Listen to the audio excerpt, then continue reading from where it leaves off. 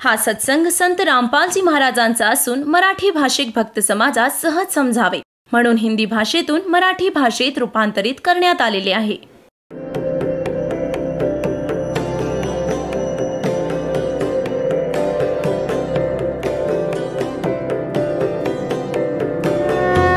और ज्ञान सब ज्ञान डी कबीर ज्ञान सो ज्ञान और जैसे घोड़ा तोब कायम करता चले मैदान. जगद्गुरु तत्वदर्शी संत रामपालजी महाराजांचे अमृत वचन सर्व पवित्र धर्मांच्या व पवित्र शास्त्रांच्या आधारावर. म्हणून परमात्म्याने म्हटलं, हा अक्षर पुरुष एक वृक्ष आहे. हे खोड समजा. हा तर अक्षर पुरुष आहे आणि क्षरपुरुष त्याची फांदी. और तीनों देवा शाखा है ये पात रूप संसार. रजगुण ब्रह्माजी, सतगुण विष्णूजी, तमगुण शिवजी ह्या तर फांद्या आहेत वृक्षाच्या. आणि हा त्यांचा पिता आहे क्षरपुरुष ज्योत निरंजन. आणि हे अक्षरपुरुष खोड आहेत. आणि हे मूळ मालिक हे परमक्षर ब्रह्म परमक्षर पुरुष आहेत. हे कबीर साहेब आहेत. परमात्म्याने 600 वर्षांपूर्वी सांगितलं होतं, अक्षर पुरुष एक पेड़ है निरंजन वाकी डारे. निरंजन म्हणा, क्षरपुरुष म्हणा, काळ म्हणा. और तीनों देवा शाखा है भाई पात रूप संसारे. तर पुण्यात्म्यांनो, यात काय स्पष्ट केलं आहे की जेव्हा तत्वदर्शी संत मिळेल 15व्या अध्यायाच्या 4थ्या श्लोकात, त्याच्यानंतर परमेश्वराच्या त्या परमपदाचा शोध घेतला पाहिजे जिथे गेल्यानंतर साधक परत फिरून कधी जगात येत नाहीत. आणि गीता ज्ञानदाता म्हणतात, मी ही त्यालाच शरण आहे. आणि ज्या परमात्म्याने सगळ्या ब्रह्मांडांची रचना केली आहे, म्हणजे ज्याच्यामुळे संसाररूपी वृक्षाची प्रवृत्ती विस्तार पावली आहे, म्हणजे ज्याने सगळ्या ब्रह्मांडांची रचना केली आहे. आणि मी त्यालाच शरण आहे, फक्त त्याचीच पूजा केली पाहिजे, अन्य कोणाची नाही. कन्सेप्ट झाली क्लिअर? गीता ज्ञानदाता स्वतः व्यतिरिक्त दुसऱ्या कुठल्या तरी देवाची सर्वशक्तिमानाची साधना करण्यास सांगत आहे, ज्यामुळे अशी भक्ती मिळेल, अशी गती मिळेल की पुन्हा परतून संसारात येणार नाही. आता गीतेच्या 15व्या अध्यायातील श्लोक 16 आणि 17 मध्ये 2 पुरुष सांगितले आहेत, एक क्षरपुरुष आणि एक अक्षरपुरुष.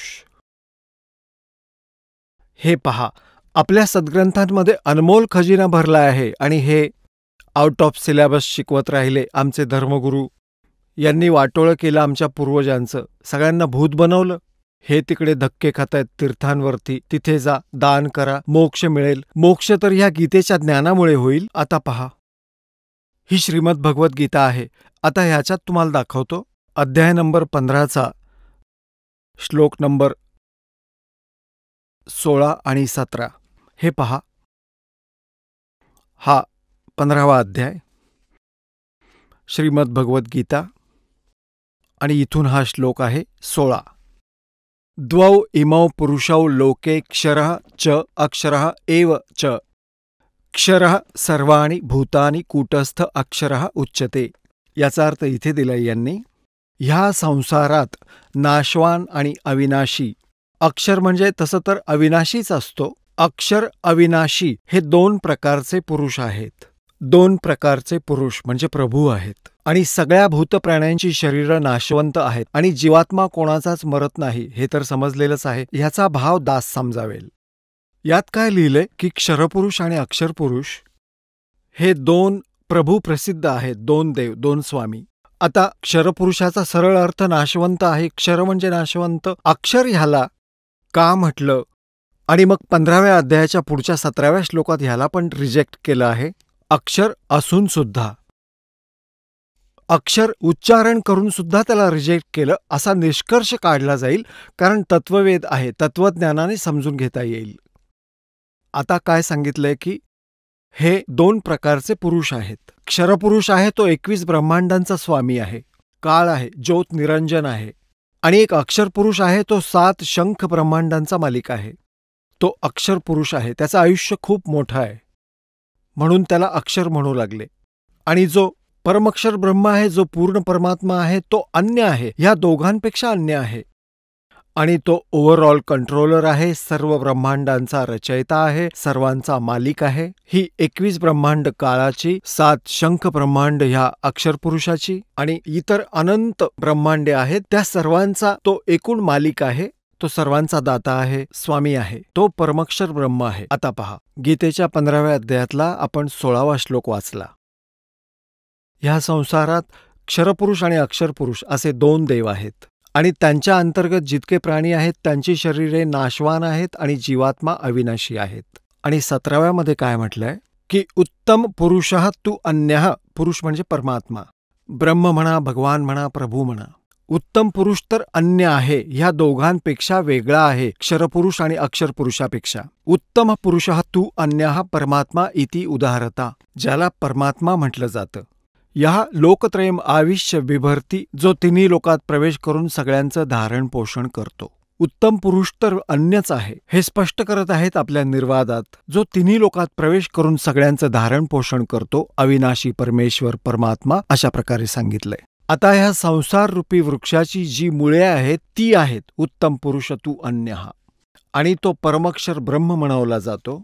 याला परमक्षर पुरुष म्हणा, आणि हा वास्तवात अविनाशी आहे. श्रीमद भगवद्गीता अध्याय नंबर 7च्या श्लोक नंबर 29 मध्ये गीता ज्ञानदाता म्हणतो, ज्याने माझ्या ह्या ज्ञानाचा आश्रय घेतला की तत्वदर्शी संताला शोधा, तो सांगेल परमात्म्याच्या तत्वाविषयी, त्याच्या सगळ्या महिम्याविषयी.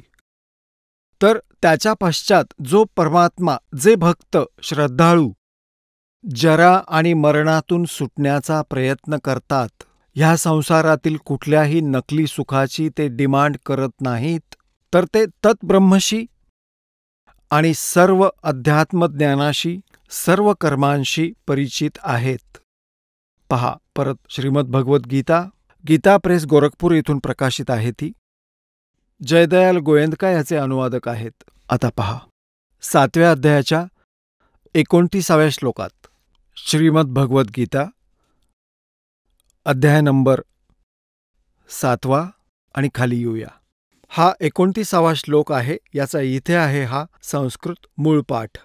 जरा मरण मोक्षाय, जरा म्हणजे वृद्धावस्था, मरण म्हणजे मृत्यू, मोक्षाय म्हणजे सुटण्यासाठी, माम आश्रित्य, माझ्या ज्ञानाचा आश्रित होऊन, यतंती ये, जे प्रयत्न करतात, ते ब्रह्मतत्विदु, ते तद्ब्रह्माला जाणतात, कृस्त्रम अध्यात्मम म्हणजे सगळ्या अध्यात्माशी परिचित आहेत, आणि कर्मच अखिलम, आणि सर्व कर्मांशी ते परिचित आहेत. ह्याचा अनुवाद इथे केला यांनी. जो मला शरण येऊन जरा म्हणजे वृद्धावस्था, मरण म्हणजे मृत्यूपासून सुटण्यासाठी प्रयत्न करतात, ते पुरुष, ते भक्त, तद्ब्रह्म, हे तत्ब्रह्म, त्या ब्रह्माला आणि संपूर्ण अध्यात्मज्ञानाला आणि संपूर्ण कर्माला ओळखतात.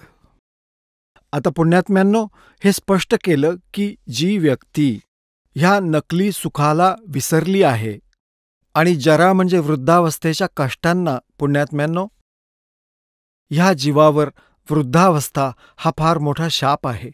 इतकं दुःख यामध्ये असतं. पण जो परमात्मा कबीरजींना शरण येईल, पुण्यात्म्यांनो, घाबरू नका.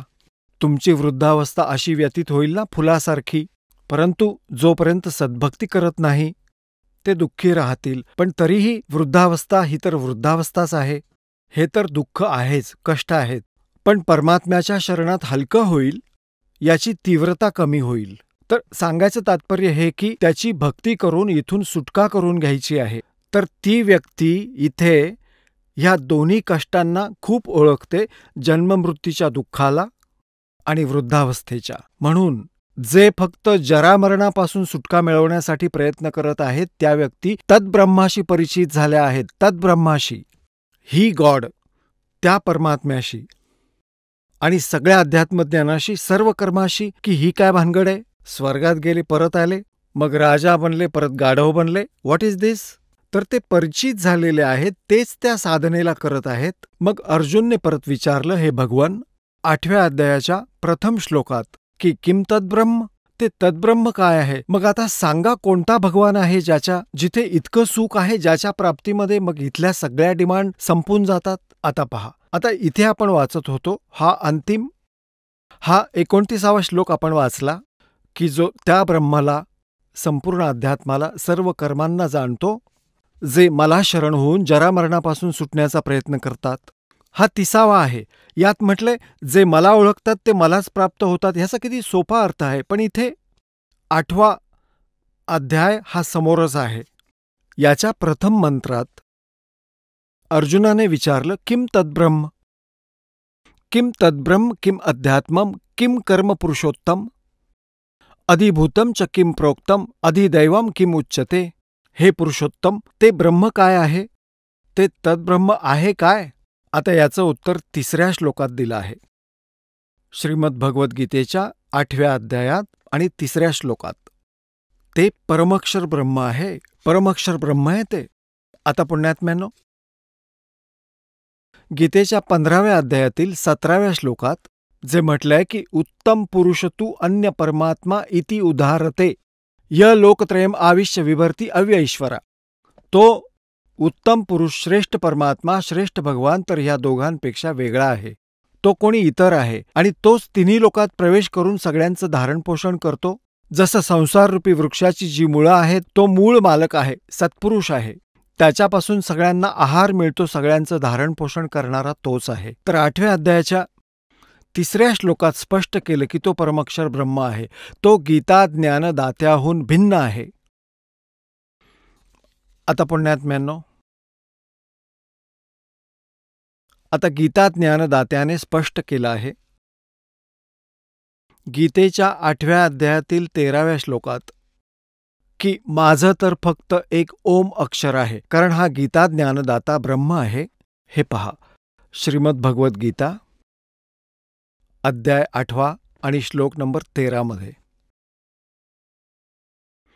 ओम इति एकाक्षरम ब्रह्म व्याहरण माम अनुस्मरण यः प्रयाति त्यजन्देहम स याति परमाम गतिम. यांनी थोडंसं चुकीचं केलंय इथून. ओम ओम ह्या एक अक्षर रूपी ब्रह्मचं उच्चारण करत असताना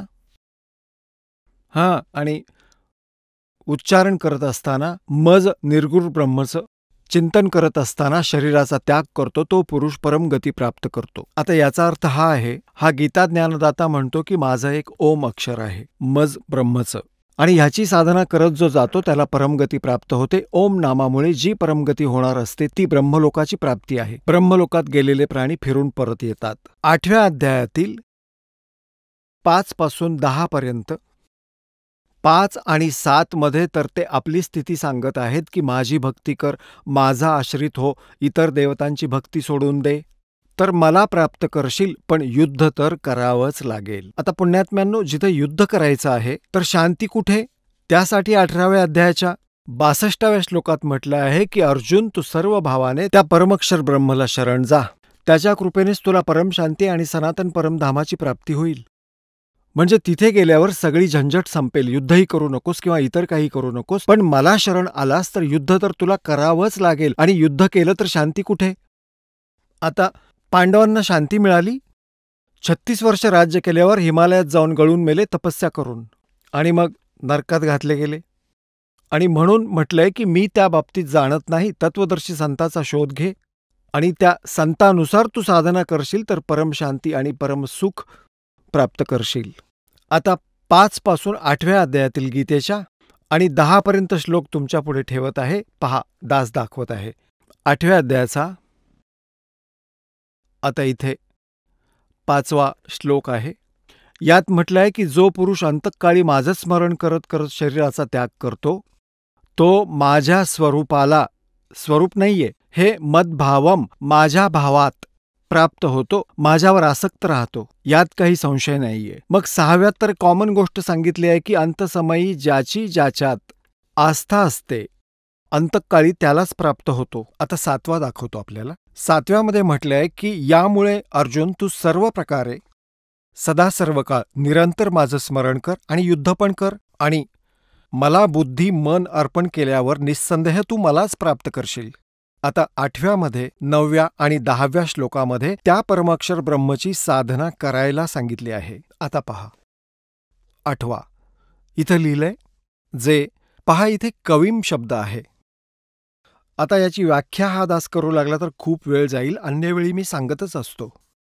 हा कबीर देवांकडे केलेला संकेत आहे. परमक्षर ब्रह्मचे नाव आहे.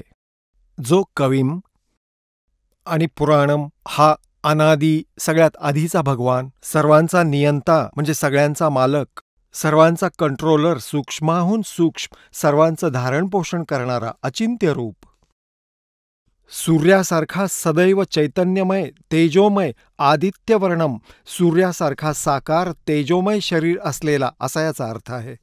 अविद्येच्या पलीकडचा शुद्ध सच्चिदानंद घनब्रह्म म्हणजे अतिपरे सच्चिदानंद घनब्रह्माचं स्मरण करतो. आता काय सांगितलं आहे की जी व्यक्ती या सच्चिदानंद घनब्रह्मांचं स्मरण करते, हा 8वा श्लोक आहे. 8वा हा इथून हा पहा.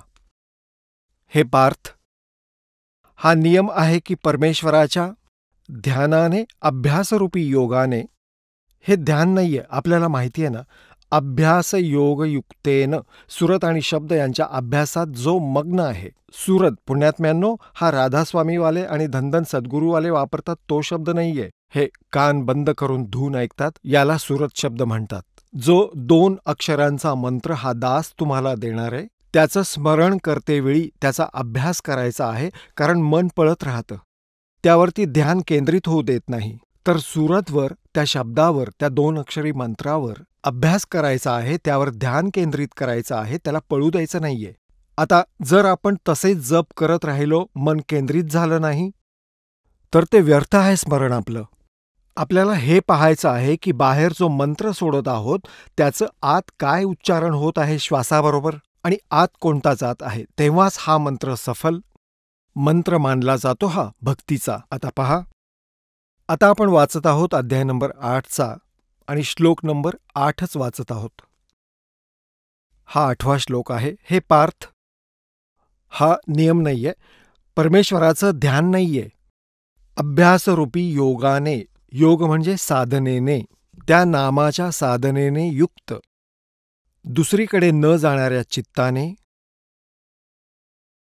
निरंतर चिंतन करत परमम दिव्यम पुरुषम, परमम दिव्यम पुरुषम, पुरुष म्हणजे परमेश्वर, परम प्रकाशरूपी दिव्य परमेश्वराची प्राप्ती होईल, जो गीता ज्ञानदात्याहून वेगळा आहे. आता 9व्यामध्ये काय सांगितलंय पहा.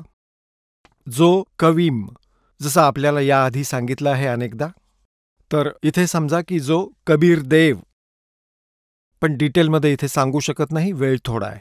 जो कवीम यांनी सर्वज्ञ लिहिलं आहे, जे कबीर देव अनादी सर्वांचा निर्माता, सूक्ष्माहून सूक्ष्म सगळ्यांचं धारण पोषण करणारा, अचिंत्य रूप आणि सूर्यासारखा नित्यचेतन आदित्यवर्णम, सूर्यासारखं तेजस्वी शरीर असणारे साकार परमात्मा, अविद्येहून खूप पलीकडचा, ज्याचं कोणाला ज्ञान नाही, अज्ञानाहून वेगळा आहे, तो सच्चिदानंद घन परब्रह्मचं स्मरण करतो. 8व्या 9व्या 10व्यामध्ये हा शब्द स्पष्ट केला. हा 10वा. तो या भक्तियुक्त अंतकाळात सुद्धा योग बलाने भुवयांच्या मध्ये प्राणाला म्हणजे श्वासाचं स्मरण आहे. प्राणसंगलीमध्ये नानक साहेबांनी सविस्तर सांगितलंय. प्राणांना म्हणजे श्वासांना चांगल्या प्रकारे स्थापित करून मग निश्चल मनाने स्मरण करत त्या दिव्यम परमपुरुषम, त्या अद्भुत परमपुरुष म्हणजे सत्पुरुष परमक्षर ब्रह्मलाच प्राप्त होतो. बोलो सतगुरुदेव.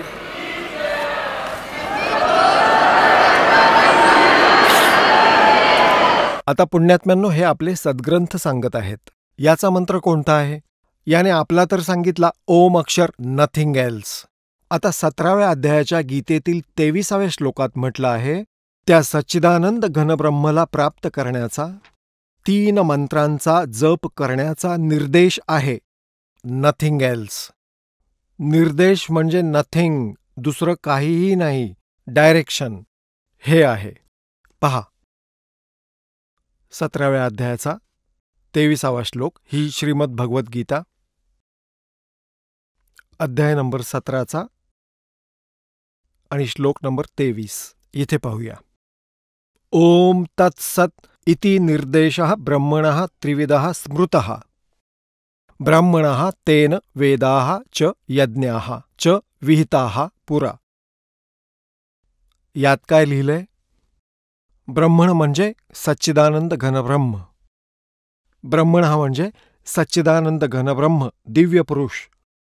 ओम तत्सत असे 3 प्रकारचे सच्चिदानंद घनब्रह्मंचे नाव सांगितले आहे. आता पुण्यात्म्यांनो, हा दास आपल्याला सांगणार आहे आपल्या सिंपल भाषेमध्ये, जी सहजपणे आपल्या लक्षात येईल. आता पुण्यात्म्यांनो, जसे या मंत्राचा जो जप होतो ही तर साधना आहे.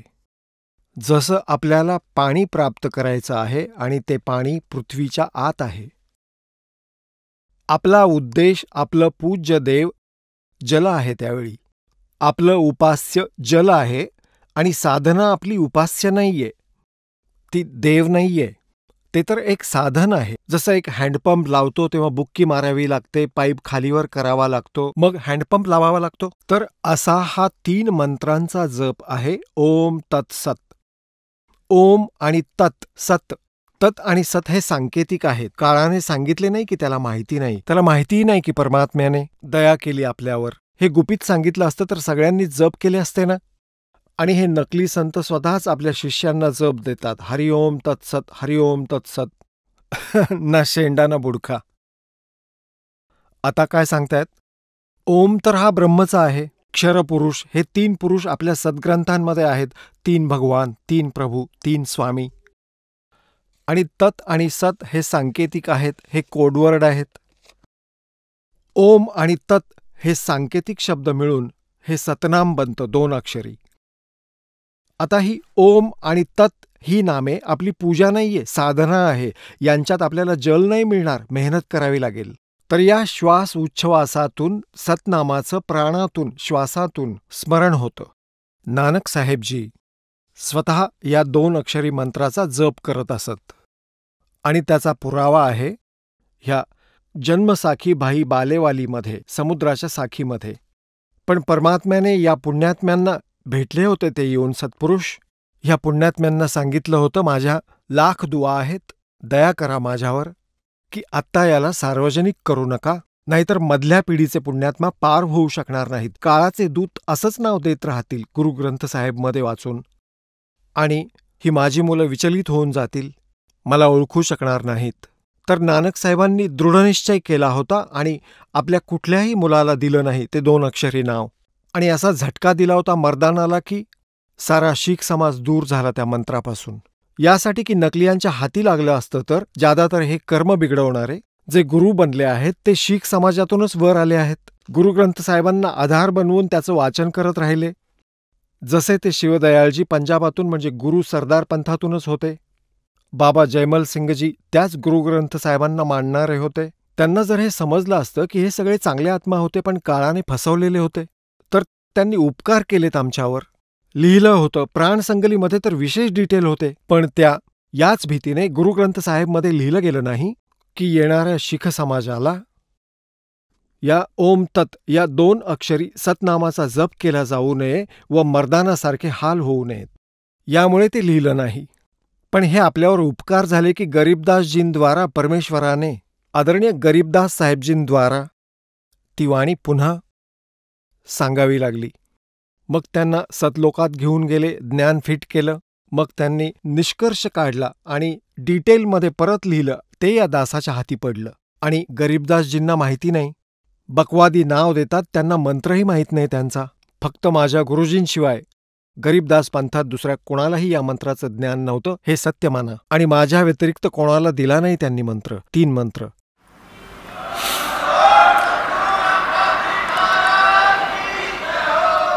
तर हे तर परमात्मा पुण्यात्म्यांनो हा हॉकीसारखा गेम आहे. जसं हॉकी खेळता खेळता तो खेळाडू त्या चेंडूला एक वेळा विरोधकांच्या बाजूला ढकलून देतात, तिकडे ते पळतात आणि मग हे तिथून काढून गोल करून येतात. तर असे आणलेत परमात्म्याने निवडून काढून एक एक खेळाडू, परमात्म्याची ही मुलं ज्यांना ते मिळाले होते. आज तुमच्या हाती लागलंय, नाहीतर बर्बाद केलं असतं काळाने. आता प्रसंग चालू आहे की हा 2 अक्षरी मंत्र आहे, ते सतनाम आहे. आणि तिसरा जो सत आहे ते सारनाम आहे. त्याविषयी तर मालिकने म्हटलं होतं, धर्मदास मेरी लाख दवाई, ये सार नाम की दबार ना जाई. हे तर कोणाला तू जाप कर, पण कोणाला चाहूल सुद्धा लागू देऊ नकोस याची. और सार नाम बार जो पडही, बिचली पिढी हंस नाही तरही. तर सांगण्याचा अर्थ असा आहे पुण्यात्म्यांनो, की हा जो ओम तत्सत मंत्र आहे हा त्रिविध आहे. 3 प्रकारानेच साधना करायचा निर्देश आहे, म्हणजे फायनल फैसला. तर ओम आणि तत् मिळून हे 2 अक्षराचं सतनाम आहे. त्याच्या स्मरणाची विधी भिन्न आहे. श्वास उच्छ्वासाने म्हणजे प्राणाने याचा जप आहे. आणि मग तिसरं सारनाम तुम्हाला दिलं जाईल, ते आपल्याला मग परमात्म्याची प्राप्ती करून देईल. आता जसं हँडपंप लावण्यासाठी बुक्की मारतात, जसे हे नकली नावं देतात, ओमकार, ररंकार, ज्योतिनिरंजन, सतनाम वगैरे, अकाल मूर्त शब्द स्वरूपी राम, सत्पुरुष, ओम नमः शिवाय, हरे राम हरे कृष्ण, हे काय जप आहेत? जसे सत्पुरुष, अकाल मूर्त शब्द स्वरूपी राम, हे तर परमात्म्याचे महिमात्मक उपमात्मक शब्द आहेत. याला पाहिजे तर सत्पुरुष म्हणा किंवा अकालमूर्त म्हणा, जल म्हणा, पाणी म्हणा, नीर म्हणा, एकच गोष्ट आहे. त्याला प्राप्त करायचंय आपल्याला. हे रट्टा लावतायत, जल पाणी नीर, जल पाणी नीर करत राहा, भगवान पाणी मिळेल. कसं मिळेल? तो विधी तर वेगळा आहे जलप्राप्तीचा. ह्या 2 अक्षरी नावाची बुक्की जमिनीत मारली जाईल. अशी बुक्की मारतात, माती बाहेर फेकली, परत मारली, परत माती बाहेर फेकली, अशीच श्वास उच्छ्वासाची बुक्की लागेल. आता सतनाम 2 अक्षरी मंत्रामुळे परमात्मा प्राप्ती झाली नाही, म्हणून परमात्म्याने म्हटलंय की जो जन होगा जो हरी लेगा शब्द बिलगाए, और सोहम जप मरे व्यर्था जन्म गवाए. म्हणजे केवळ एक मंत्र या 2 अक्षरी सतनामाचा जप तुम्ही करीत राहिलात तरी व्यर्थ, जोपर्यंत सारनाम मिळत नाही. आता जसं हँडपंप लावायला प्रोसेस सुरू झाली, प्रोसिजर, बुक्की आणि पाईपने आपलं काम केलं, जलपर्यंत पोहोचले, पण जल प्राप्त होऊ शकलं नाही. त्यासाठी ह्या सतनामाच्या 2 अक्षरांचं काम झालं समजा. भवर गुंफेपर्यंतचा रस्ता मोकळा करून देईल, पण सतलोकामध्ये प्रवेश नाही करू शकणार. त्यानंतर सारनाम दिलं जाईल, हँडपंप लावला जाईल पंपावरती, आणि मग त्याचाही जप करायचा आहे, त्याला मुवमेंट द्यायची आहे, त्याची साधना करायची आहे. मग गदड गदड पाणी निघेल. तर असा हा 3 मंत्रांचा जप आहे. आणि यामुळे मोक्ष मिळेल, ते परमक्षर ब्रह्म, तो सतलोक, तो सुखसागर प्राप्त होईल. आता पुण्यात्म्यांनो, जसं प्रसंग चालू आहे की क्षरपुरुष, अक्षरपुरुष आणि परमक्षर पुरुष. आता अक्षरचा अर्थ होतो अविनाशी, पण 15व्या अध्यायातील 17व्या श्लोकात त्या अक्षरला रिजेक्ट केलं आहे की उत्तम पुरुष, श्रेष्ठ परमात्मा तर कोणी दुसराच आहे या दोघांपेक्षा. तर अक्षरपुरुषही अक्षरपुरुष राहिला नाही. आता जसं की कुणी आपल्या मुलाचं नाव कप्तान ठेवलं, आता तो कप्तान थोडाच होतो, बस त्याचं नाव कप्तान आहे. तर अशी यांची स्थिती सांगावी लागेल थोडी. ब्रह्मा विष्णू महेश हे तिघेही नाशवान आहेत. एका ब्रह्माचं आयुष्य केवढं आहे? जसं एक चतुर्युग असतं, सतयुग, त्रेता, द्वापार, कलियुग हे मिळून चतुर्युगच बनतं. आणि त्याची एकूण वर्षसंख्या 43,20,000 वर्ष आहे. असे 1,000 चतुर्युग 1,008 आहेत. तसे यात 14 मन्वंतर निघून जातात. 14 इंद्रांचं शासन संपतं आणि 72 चतुर्युग एका इंद्राचं शासन असतं. तर अशी तर 1,008 वर्ष होतात, पण लमसम यांना 1,000 चतुर्युग देऊया. एवढे ब्रह्माजींचे दिवस आणि तेवढ्याच रात्री, अशा 30 दिवस रात्रींचा 1 महिना बनतो या देवतांचा. आणि 12 महिन्यांचं 1 वर्ष होतं. अशा बनलेल्या 100 वर्षांचं आयुष्य आहे रजगुण श्री ब्रह्माचं. आणि याच्या 7 पट विष्णूजींचं, आणि याहून अधिक, आणि विष्णूजींच्या 7 पट अधिक आहे शिवजींचं, तमोगुण शिवजींचं. आणि जेव्हा 70,000 वेळा ह्या तमोगुणी शंकर भगवानजींचा मृत्यू होईल, तेव्हा एका ब्रह्मांडाचा विनाश होईल आणि या क्षरपुरुषाचा नाश होईल ह्या काळाचा. मग एका ब्रह्मांडाचे सारे प्राणी, साऱ्यांना आग लागेल. जसं पृथ्वीवर सगळीकडे पाणी पाणी होईल जिथे जिथे जमीन आहे. आणि मग 11 सूर्य सौर्यमंडळातून फिरत इथे येतील आणि या सगळ्यांना फुंकून टाकतील. तर असं पृथ्वी तत्वाला जलतत्व ग्रहण करेल, नष्ट करेल, गिळून टाकेल. जलतत्वाला अग्नी, अग्नीला वायू, वायूला आकाश. तर त्यावेळी या ब्रह्मचा मृत्यू होईल, क्षरपुरुषाचा. आणि हे एक युग असेल. कोणाचं? अक्षरपुरुषाचं. एक युग ध्यानात घ्या, कारण हे गणिताने आपल्याला समजावून घ्यायचंय. तर हे सर्व प्राणी आणि ही दुर्गा पण, काळ, हे सगळे क्षरपुरुष, ब्रह्मा विष्णू महेश यांचा जो पिता आहे ते सारे नष्ट होतील. परमात्म्याच्या विधानानुसार हे सर्व प्राणी जसेच्या तसे वर निघून जातील. जीवात्मा मरत नाही, पण तिला खूप पीडा होते जेव्हा आग लागते. खूप वाईट हाल होतात. मग हे वरती येतील. ही 5 तत्व इथंच राहतील, फिरत राहतील सूक्ष्म रूपात. हे वरती दुसऱ्या ब्रह्मांडात निघून जातील. तिथे जाऊन मग या दोघांचं, दुर्गा आणि काळ यांचं युवा शरीर होईल. त्यानंतर ते आपल्या ग्रस्त कर्माने किंवा वचनाने हळूहळू आपली सृष्टी प्रारंभ करतील त्या दुसऱ्या ब्रह्मांडावर. असं चालतं. तर आपल्याला घ्यायचंय वेळ. तर हा जो 70,000 वेळा त्रिलोकाच्या शिवजींचा मृत्यू झाला, तेव्हा एक आणि एकदा या काळाचा मृत्यू झाला. याचे जन्म आणि कर्म कसे अलौकिक आहेत. हा आपल्या स्वतःला आजन्मा कसा म्हणतो. इथे मेला तरी त्या ब्रह्मांडात दोघांचंही परत युवा शरीर बनतं परमात्म्याच्या विधानानुसार, दुर्गाचं आणि ह्या काळाचं. पण जन्ममृत्यू आहे याचा. त्यानंतर हे एक युग झालं ह्या अक्षरपुरुषाचं. आणि अशा 1000 युगांचा एक दिवस आहे अक्षरपुरुषाचा. तेवढ्याच रात्री 30 दिवस रात्रींचा 1 महिना झाला. आणि अशा 12 महिन्यांचं त्याचं 1 वर्ष झालं. असं ह्या मोजणीप्रमाणे, ह्या रीतीने त्यांचं एक युग बनतं. 12 महिन्यांचं 1 वर्ष झालं आणि 100 वर्षांचं आयुष्य झालं अक्षरपुरुषाचं. त्याचाही नाश होईल. मग पहा किती मोठं आयुष्य आहे. 70,000 वेळा शिवजी मरतील तेव्हा एका ब्रह्मचा मृत्यू होईल. ते युग असेल या काळाचं, ह्या अक्षरपुरुषाचं एक युग असेल. अशा 1000 युगांचा 1 दिवस आणि रात्र, आणि मग 30 दिवस रात्रींचा महिना, 12 महिन्यांचं 1 वर्ष आणि 100 वर्षांचं आयुष्य अक्षरपुरुषाचं. तरीही मृत्यू होईल. त्यामुळे याला अक्षर लिहूनही नाशवान म्हटलं आहे. इतनी उम्र बुलंद मरेगा अंतरे क्यों, क्योंकि सतगुरु लगे न कान न भेटे वो संतरे. होय होय. एवढं मोठं आयुष्य लाभलं तरी शेवटी तुझा मृत्यू होईल. कारण काय, तर तुला ते तत्वदर्शी संत लाभले नाहीत. आणि मिळाले तर तू मानले नाहीस. जसं परमात्मा येऊन भेटले कुणाला? आदरणीय धरमदास साहेबजींना, आदरणीय मुलुकदास साहेबजींना, आदरणीय नानक साहेबजींना, आदरणीय दादू साहेबजींना, आदरणीय गरीबदास साहेबजींना, गाव चुडाणी, जिल्हा झंझर, हरियाणातील, आदरणीय घिसादासजी, गाव खेक, जिल्हा मेरठ, उत्तर प्रदेशमधील. यांनी हेच ढिंडोरे पिटले होते. पण मानलं नाही कुणी ते गेल्यावरती. गट जरूर तयार झाले होते. पण त्यांनी काय सांगितलं होतं आपल्या वाणीमधून?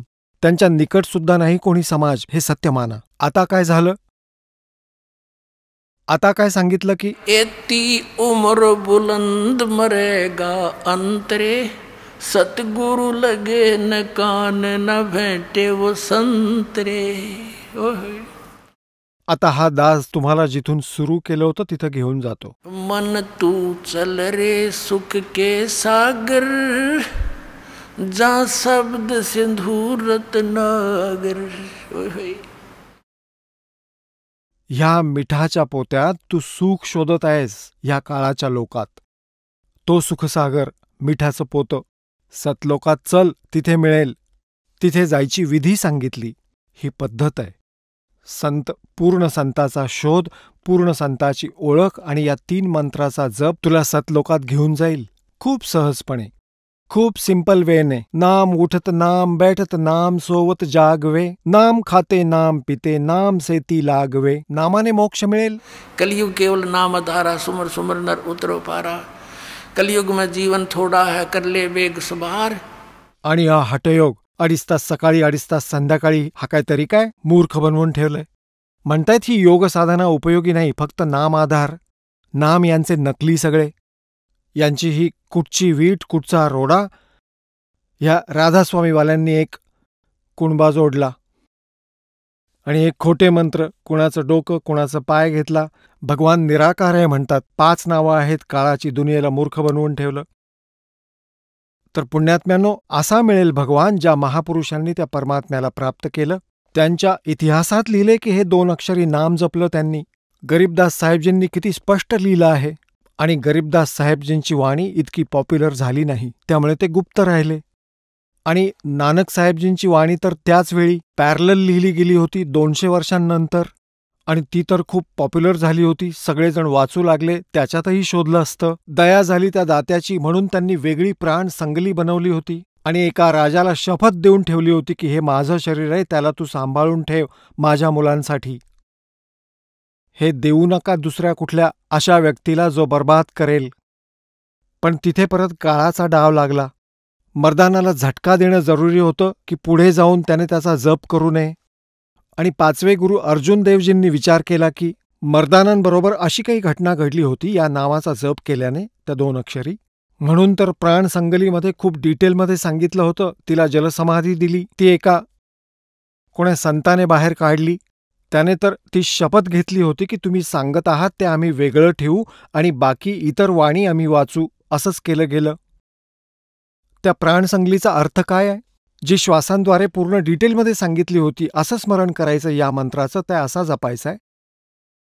जे काही झालं ते मालिकच्या कृपेनं ठीक झालं. आता गरीबदास साहेबजींनी स्पष्ट केले त्यात, हा 2 अक्षरी मंत्र जपा श्वासाने. श्वासा पारस भेद हमारा, जो खुद सो उतरे पारा. तर हे पॉप्युलर झालं नाही. गरीबदासजींच्या याच पंथात या दासाला शरण मिळाली आणि यातूनच निघून बाहेर आलो आणि या संसारात पसरवलं त्या परमात्म्याचं तत्वज्ञान. आता मोक्ष होईल.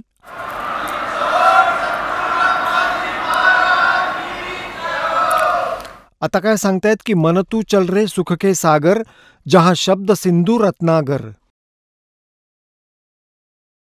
आता काय सांगतायत? सुखसागर कशाला म्हणतात? जसं कधी कधी या दासाबरोबर तर खूप वेळा होतं. एकटा बसलेला असतो, आतून एक अशी हिलोर तरंग उठते. कुणी या दासाचं कितीही वाईट केलं असेल तरी त्याच्याप्रती द्वेष उत्पन्न होत नाही त्यावेळी.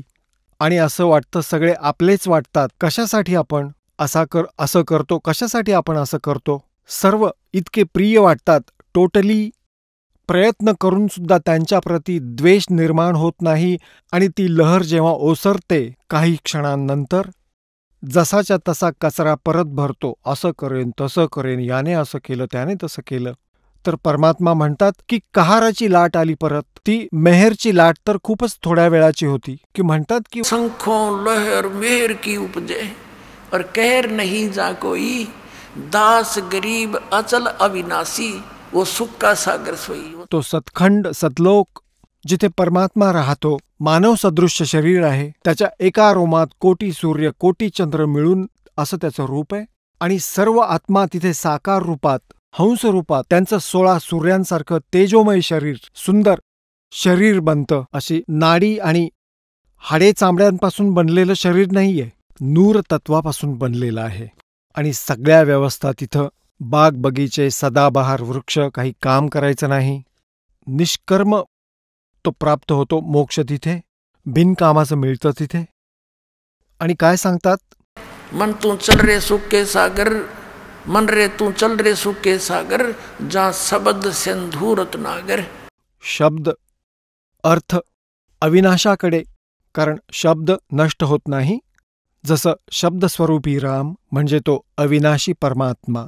तर तिथे मोक्ष तुझा भंडार आहे. तिथे मोक्षाचं, तिथे कधी अंत नाही. मोक्ष म्हणजे अमरत्वाचा अंत नाही. सागरासारख्या समुद्रात जिकडे पाहतो तिथे पाणीच पाणी दिसून येतं. 200 किलोमीटर पुढे गेलो जहाजात बसून तरी दुसरी वस्तू नजरेस पडत नाही. असंच त्या परमात्माच्या सतखंडामध्ये सुखच सुख, सुखच सुख, सुखसागर, सुखाचा समुद्र आहे. मग काय सांगतात की जर तू इथे काही शोधत आहेस? सुख? इथे तर मिठाचं पोतं आहे. कोट जन्म तन भरमत होगे कुछ ना हाथ लग्या रे, कुकर सुकर खरव्या बोरे कौआ हंस बुगारे. कोटि जन्म तू राजा की ना मिटी न मन की आशा, भिक्षक ओके दर दर घूम लिया मिला न निर्गुण रासा. इंद्र कुबेर ईश की पदवी ब्रह्मा वरुण धर्म राया, विष्णुनाथ के पुर को जाके तू फिर भी वापस आया. इंद्र कुबेर यांची पदवी, वा वा, ब्रह्मा वरुण धर्मराया आणि विष्णुनाथांच्या पुरास जाऊन तू तरीही परत आलास. इंद्र कुबेर ह्या ब्रह्मा विष्णू महेशांची पदवी पण तू कितीतरी वेळा मिळवली, आणि परत मृत्यू अशी भटकंती तुझी परत होत आहे. तर काय सांगतायत? असंग जन्म तन मर्त्या होगे जीवित क्यों न मरे रे, द्वादश मधुमैल मठ बोरे बहुर ना दे धरे रे. होय होय. आत्तापर्यंत सगळे 10व्या द्वाराचीच गीते गात आहेत, महर्षींपासून या राधास्वामींपर्यंत धनधन सद्गुरू जेवढे काही आजपर्यंतचे पंथ आहेत. आणि परमात्मा म्हणतात की 12व्या द्वारी मी तुला प्राप्त होईन. त्या 12व्या द्वाराला पार करून आणि एखादा कबीरपंथी कबीर साहेबजींच्या वाणीमध्ये 11वं द्वार वाचतो आणि त्याचं गीत गात म्हणतो, माझ्यासारखा ज्ञानी कोणी नाही या पृथ्वीवर. ती 11वी खिडकी मिळाली त्याला, आणि या 11व्या आणि 12व्या खिडकीच्या नावानेच सर्वश्रेष्ठ झालं ज्ञान. ज्ञानासाठी तर खूप विस्तारपूर्वक माहिती घेतली पाहिजे की संताला कोणतं ज्ञान असायला हवं.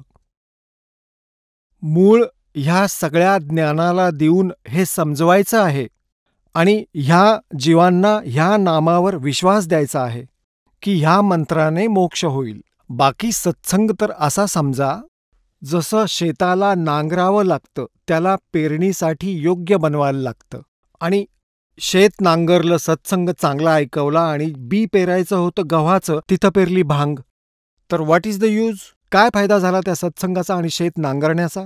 आता सतनाम आणि सारनाम याने मोक्ष होईल आणि दिला कुठचा निरुपयोगी मंत्र, तर इथे फेल होऊन जाईल तो नकली संत. आता हे मूळ आहे.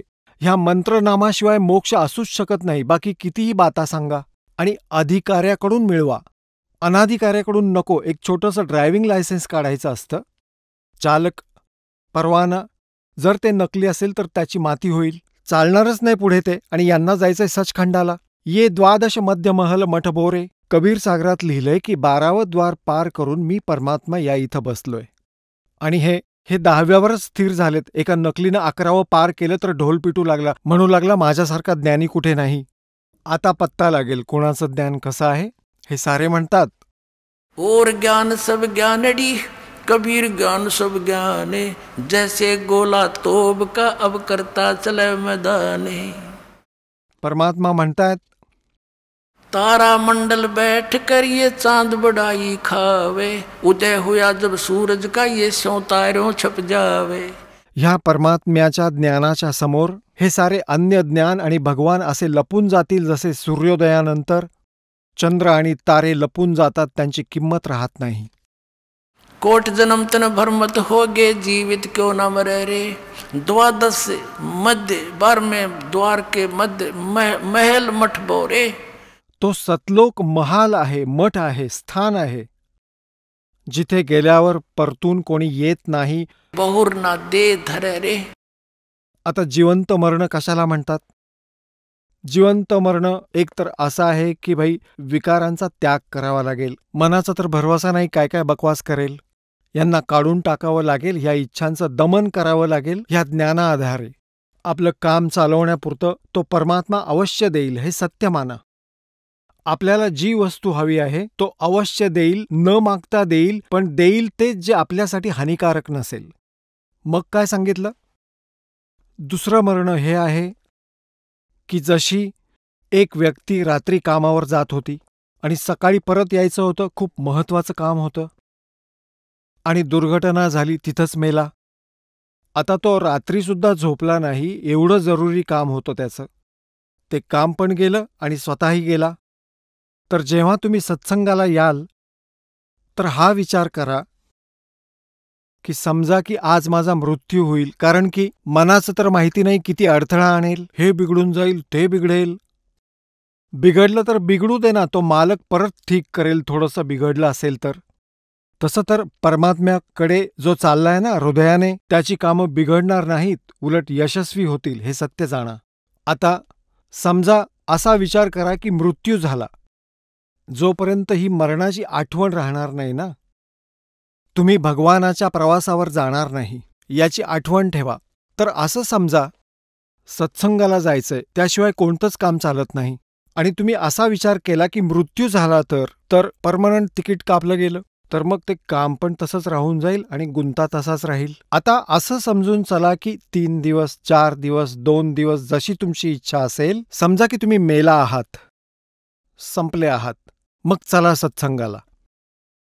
आणि मग 2 दिवसांनी समजा की तुम्ही जर जास्तच मानलत एखाद्या सांसारिक विचाराने, काही छोटं मोठं नुकसान झालं असेल तर ते भरून काढूया. इथं तर परमनंट तिकीट कापलं गेलं, मग काय कराल? मग भगवान पण गेला आणि तो राम पण, काम पण गेलं.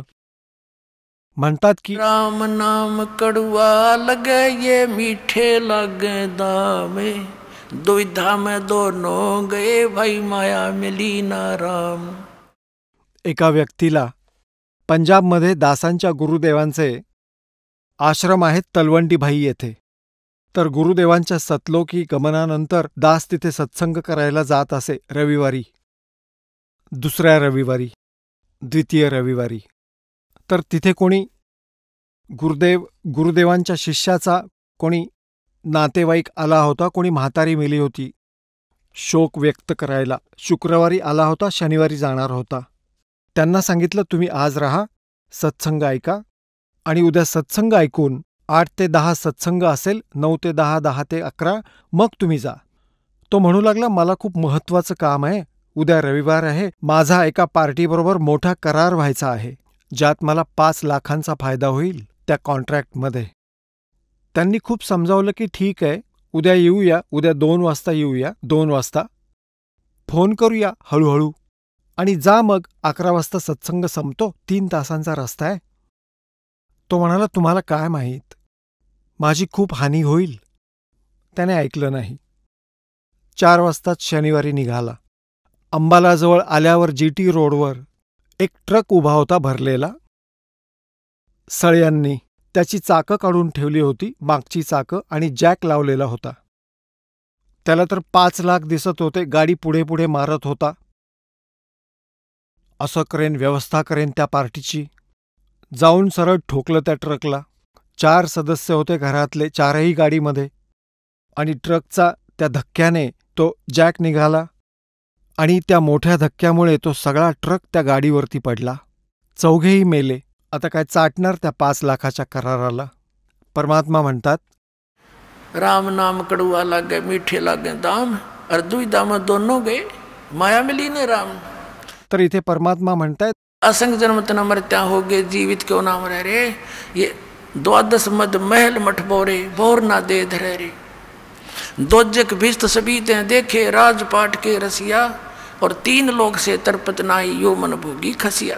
ही मनाची किती वाईट सवय आहे. जर कोणी एखादा सरपंच बनला तर विचार करतो की मी चेअरमन बनतो. चेअरमन बनला तर विचार करतो MLA कधी बनतो. MLA बनल्यानंतर तो आता विचार करतो की जर मी मंत्री बनलो नाही तर मग काय फायदा. मंत्री बनल्यावर म्हणतो की आता मला मुख्यमंत्री बनलं पाहिजे चौधरींसारखं.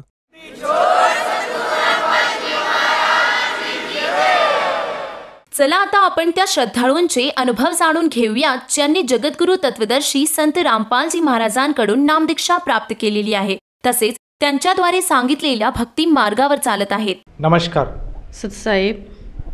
आपलं नाव? पुष्पा नामदेव शिंदे. आपण कुठून आलात? मी जालना, महाराष्ट्र. आपण काय व्यवसाय करत आहात?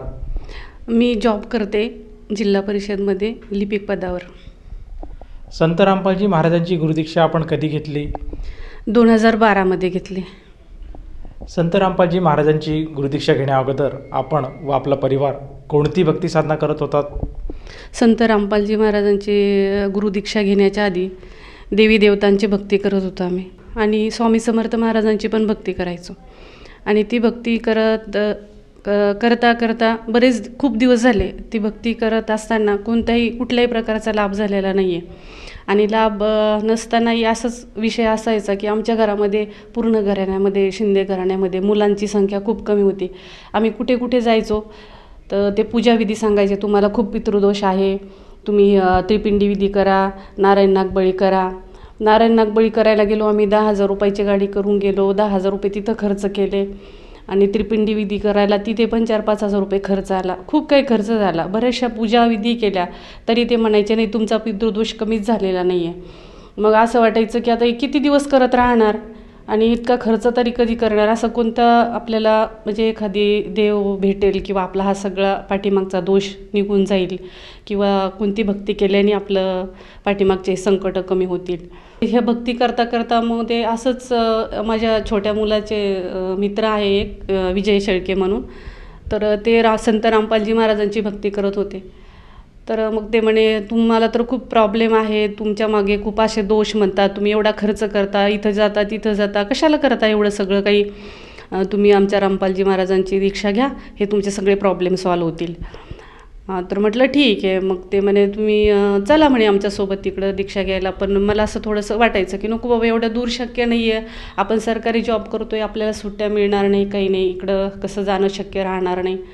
पण ते म्हणे काय हरकत नाही का की तुम्ही एकदा येऊन तर बघा, नंतरचे प्रॉब्लेम नंतर राहतील. म्हटलं ठीक आहे. मग त्यांच्या याच्याने आम्हाला त्यांनी एक ज्ञानगंगा म्हणून पुस्तक दिली, ते पुस्तक वाचलं आणि ते वाचल्यानंतर म्हटलं ठीक आहे, आपल्याला इथे सगळे आपले प्रॉब्लेम सॉल्व्ह होऊ शकतात.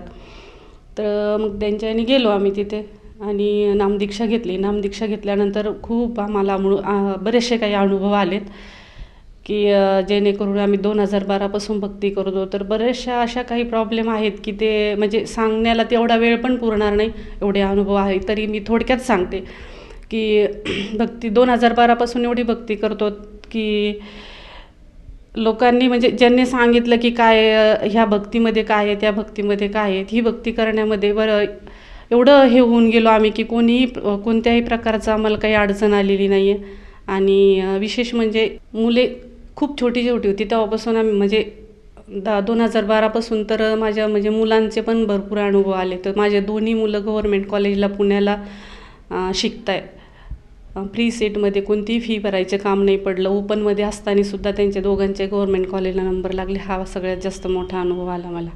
आणि माझा मोठा मुलगा मग गव्हर्मेंट कॉलेजला इंजिनिअरिंग झाल्यानंतर मला त्याचा लग्नाचा प्रॉब्लेम म्हणजे लग्न करायचं. तर सगळे आमचे इकडचे पाहुणे म्हणू लागले की तुम्हाला हे अशी भक्ती जर करायची असेल तर आम्ही मुलगी देणार नाही. मला खूप टेन्शन आलं. मग मी गुरुजींना विनंती केली थोडीशी की सगळे हे म्हणतात तुम्ही जर ही भक्ती केली तर आम्ही तुम्हाला आमच्या पाहुण्यांची मुलगी देणार नाही. मला खूप टेन्शन आलं. म्हटलं यांच्या पाहुण्यांतली नाही दिली तर मग आपण कुठली मुलगी करणार. आणि आमच्याकडं हुंडा पद्धती खूप आहे, खूप 10-10, 20-20 लाख रुपये हुंडा द्यावा लागतो तेव्हा लग्न होतात. मग सगळे म्हणायचे तुम्हाला एवढा हुंडा येईल, एवढं करसाल, आणि तुम्हाला जर अशा बिना दहेजची शादी करायची ह्या पद्धतीमध्ये तर ती शक्य होणार नाही. तर थोडंसं घरामध्ये क्लश झालं. आमच्या भैयाला पण विचारलं तर भैया म्हटलं हे बघा आमच्या पाहुण्यांना सगळ्यांना की भैया म्हटलं हे बघा आम्ही करू तर आमच्या गुरुजींच्या पद्धतीतच भक्ती करू, नाही तर आम्हाला नाही कोणी मुलगी दिली तरी चालेल, पण आम्हाला तुमच्या पद्धतीत काही भक्ती करायची म्हणजे लग्न करायचं नाही. ते म्हणे ठीक आहे, काही हरकत नाही, तुम्ही तुमच्या भक्तीतली कोणती करू शकता. तुम्हाला उद्या काही प्रॉब्लेम आला तर आम्हाला काहीच विचारायचं नाही, तुमच्या काही अडचणी आल्या तर आम्हाला काही सांगायचं नाही. भैया मला ठीक आहे, आम्हाला काही अडचण आली तरी आम्ही आमच्या गुरुजींना सांगू, तुम्हाला काही सांगणार नाही. आमचे गुरुजी आम्हाला समर्थ आहेत. तेवढ्या विषयावर झालं. आणि मग नंतर सोयरीक पाहण्यासाठी मग ते आमच्या पाहुण्यामध्ये काही जास्त भगतजी नव्हते नसल्यामुळं मग हे घरचे लोक एवढे परेशान करायचे, तो आपल्या पाहुण्यामध्ये हे भक्ती करतच नाही, तुम्हीच करू लागले, असं करू लागले, तर आता तुम्हाला ह्या पाहुण्यात जर मुलगी नाही भेटली तर आम्ही तुम्हाला हे करणार नाही, तुम्ही यांच्या पद्धतीत लग्न केलं. तर खूप टेन्शन आलं, खूप अगदी 2-3 महिने खूप परेशान झालो. मग मी गुरुजींना दंडवत घातला. गुरुजींना म्हटलं गुरुजी तुम्हाला जर आमच्याकडनं भक्ती करून घ्यायची असेल तर तुम्ही आम्हाला आमच्या पाहुण्यातली मुलगी आणि बिना दहेजची शादी करायची भैयाची इच्छा आहे तेवढी पूर्ण करा. तर गुरुजींनी 8 दिवसातच म्हणजे अगदी आमच्या जवळच्या त्यांच्या रिलेटिव्हमधली आणि आमच्या रिलेटिव्हमधली की जेणेकरून त्यांनी काही म्हणू नये की तुम्ही कुठली मुलगी आणली का, अशा सगळ्यांच्या पाहुण्यामधली आम्हाला भगतमतीच मिळाली. त्यांनाही आमचं आवडलं. सगळं घरदार हे सगळे पाहुणे म्हणाले, तुम्हाला 10-20 लाख रुपये हुंडा आला असता, तुम्ही काय करू लागले असं हे काय. पण भैया म्हटला नाही, आम्हाला बिना दहेजची शादी करायची, फक्त 17 मिनिटामध्ये लग्न होतं आमच्यामध्ये, 1 रुपयाही खर्च करायची गरज नाही, फक्त पाहुण्यांनी आम्हाला मुलगी द्यावं एवढीच अपेक्षा आहे, आम्हाला त्यांच्याकडनं काही अपेक्षा नाही. मग आम्ही ते पाहुणे म्हटलं ठीक आहे, काही हरकत नाही, आम्ही पण रमिनीमध्ये करायला तयार आहे. आणि जालना जिल्ह्यामध्ये एक मोठा कार्यक्रम झाला होता 8 मार्चला, पूर्ण जिल्ह्यातले लोक आले होते. तर त्या रमिनीमध्ये माझ्या भैयाचं लग्न केलं, फक्त 17 मिनिटाच्या रमिनीमध्ये लग्न केलं. आम्ही हुंडा घेतला नाही, भांडे कुंडे पैसा आहेर काहीच कोणाकडनंच घेतलं नाही, पाहुण्याकडनं नाही. आणि मग त्या कार्यक्रमामध्ये जेव्हा माझे पाहुणे आले सगळे, कारण पाहुण्याचा माप जास्त होता, जेवढे पाहुणे चांगले स्टँडर्ड पाहुणे होते आमचे सगळे, तर ते इतके कौतुक करू लागले, म्हणजे तुम्ही इतके छान करू शकता, तुमच्या मार्गामध्ये असं आहे की 1 रुपया खर्च न करता एवढं मोठा कार्यक्रम झाला. आणि खूपच आवडला की इथं कुणी दारू पिलेलं दिसलं नाही, कुणी पुडी खाल्लेली दिसली नाही, कुणी सिगारेट पिलेलं बसलं नाही, भांडणं तर बिलकुलच नाही, DJ नाही, काही नाही, काहीच खर्च नाही, परेशानही व्हायचं काम नाही. सगळे पाहुणे मला जेवढे पाहुणे मला भेटायला येऊ लागले ते म्हणे आम्ही पण असंच लग्न करणार आता, किंवा आम्हाला खूप आवडलं. आधी वाटलं म्हणे असं की असं कुठं असतं का, पण जेव्हा आम्ही आमच्या डोळ्यांनी पाहिलं त्यावेळेस त्यांना पण असं वाटलं नाही नाही आता आम्ही पण असेच लग्न करू. खूपच छान वाटलं. असं बरंचसं म्हणजे जो तो असं सजेशन देऊ लागला. म्हटलं तुम्हाला आमच्या रामपालजी महाराजांची दीक्षा घ्यावा लागेल, तुम्हाला पण तशी मुलगी भेटेल किंवा तुम्ही पण तसं करू शकता. जसं तुम्ही सांगत आहात की संत रामपालजी महाराजांची जी नामदीक्षा घेतली आणि जे त्यांचे विचार आहेत, जसे की आज महाराष्ट्र हा एक हुंडाबळी हा एक रोग लागलेला आहे. या हुंडाबळीमुळे बऱ्याचशा तरुणींना त्यांचा जीव गमवावा लागला आहे. आणि अशा परिस्थितीत संत रामपालजी महाराज हे एक समाज सुधारण्याचं काम करत आहेत. आणि तुम्ही संत रामपालजी महाराजांची सद्भक्ती घेऊन तुमच्या घरातसुद्धा काहीही हुंडा न घेता साध्या 17 मिनिटामध्ये संत रामपालजी महाराजांनी जी पद्धत दिली त्या पद्धतींनी लग्न करून सुनबाई घरात घेऊन आल्यात. तर ह्या अनुषंगाने आपण आपल्यासारख्या इतर समाज बांधवांना काय संदेश द्याल? माझ्या सर्व पाहुण्यांना किंवा समाज बांधवांना अशी विनंती करू, संदेश म्हणण्यापेक्षा अशी विनंती करू शकते की मी ज्या पद्धतीत अशी रमिनी केली त्यांनी पण करावं आणि हा आदर्श घ्यावा की जेणेकरून हुंड्याबळीमुळं ज्या महिलांना त्रास होतो, ज्या हुंड्यामुळं जे लोक एवढं आत्महत्या करतात, इकडून खूप कर्जबाजारी करून पैसा काढतात आणि हुंड्यामध्ये DJमध्ये अनावश्यक ज्या गोष्टी खर्च करतात त्या त्यांनी कमी केल्या तर असंही लग्न करू शकतो आपण आणि तसंही करू शकतो. कोणत्याही पद्धतीत लग्न केलं, ह्या पद्धतीत केलं तर सगळे सुखी होतात, सगळे आनंदित होतात. आणि गुरुजींच्या भक्तीमध्ये असल्यामुळं तर कुठलाहीच प्रॉब्लेम येत नाही. कोणी लोक हे मुहूर्त पाहतं, कुठं काही पाहतं, हे काहीही पाहायची गरज नाही आणि एवढा खर्चही करायची गरज नाही. साध्या पद्धतीत लग्न करावं अशीच माझी सर्वांना कळकळीची विनंती आहे. मॅडम, जसं की तुम्ही सांगत आहात की संत रामपालजी महाराजांची नामदीक्षा घेऊन प्रत्येक कुटुंब सुखी होऊ शकतं. तर ह्या अनुषंगाने जर कोणा भगत आत्माला किंवा साधकाला संत रामपालजी महाराजांची नामदीक्षा घ्यावयाची असेल तर ती व्यक्ती नामदीक्षा कशी घेऊ शकेल? संत रामपालजी महाराजांच्या जे सत्संग आहे ते विविध चॅनलवर सत्संग येतात आणि त्या सत्संगच्या खालच्या साईडला एक पट्टी येते आणि त्या पट्टीवर मोबाईल नंबर्स असतात. त्या नंबरवर कॉन्टॅक्ट केला तर ज्या बी साधकाला जिथं कुठं नामदीक्षा घ्यायची जवळ पडत असेल किंवा त्यांच्या सोयीनुसार जिथं हे असेल त्या नंबरवर कॉल केला की ते त्यांना डिटेल्स पत्ता सांगतात आणि तिथं आपण ती नामदीक्षा घेऊ शकतात. आणि ज्यावेळेस नामदीक्षा घ्यायची त्यावेळेस तुम्हाला कुठल्याही प्रकारचा खर्च काहीच येणार नाही. 1 रुपयाही तुम्हाला फक्त म्हणजे खर्च येणार नाही की तुम्ही तिथं जाऊन नामदीक्षा घेऊ शकता. धन्यवाद. सत साहेब.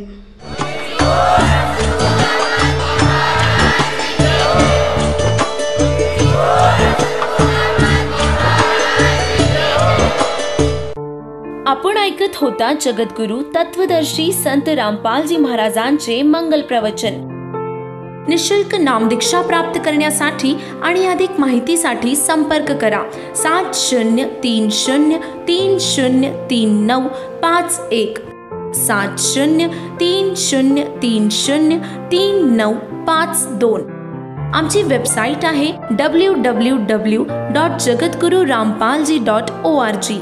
सर्व पवित्र धर्मांच्या पवित्र शास्त्रांवर आधारित प्रमाणित अनमोल पुस्तक ज्ञानगंगा किंवा जगण्याचा मार्ग यापैकी कोणतेही एक पुस्तक निशुल्क मागविण्यासाठी आम्हाला आपले पूर्ण नाव, पूर्ण पत्ता, पिनकोड सहित आणि फोन नंबर लिहून 7030303951 7030303952 या नंबरावर SMS करू शकता किंवा आम्हाला 7030303950 या नंबरावर WhatsApp देखील करू शकता।